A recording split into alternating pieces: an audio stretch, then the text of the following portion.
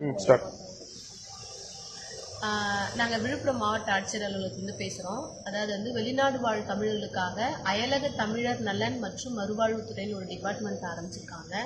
இந்த டிபார்ட்மெண்ட் எதுக்குன்னா, வெளிநாட்டில் இப்போ இருக்கிற ரீசெண்டாக வேலை செஞ்சுட்டு இருக்கிறவங்களுக்கும் இப்போ லீவுக்காக வீட்டுக்கு வந்திருப்பாங்க, இல்லை புதுசாக பாஸ்போர்ட் எடுத்து வச்சிருப்பாங்க, வீசாக்காக வெயிட் பண்ணியிருப்பாங்க. இவங்க 3 பேருக்கும் வந்து கவர்மெண்ட்டில் நலவாரிய கார்டு போடுறோம்.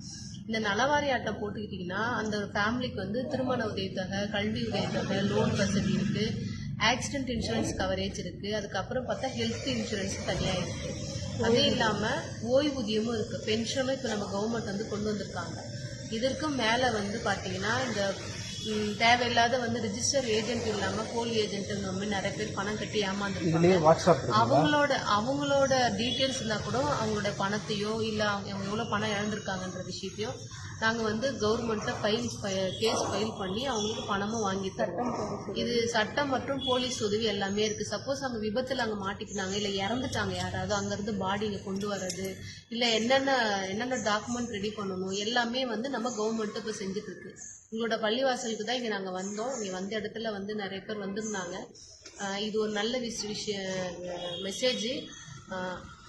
நாங்கள் தொடர்ந்து இங்கே வெளியில் ஃபீல்டில் தான் இருக்கோம். மோஸ்ட்லி நீங்கள் கலெக்டர் ஆஃபீஸில் ரூம் நம்பர் 16 ஸ்டெப்புக்கு கீழே தரைத்தளத்தில் இருக்குது.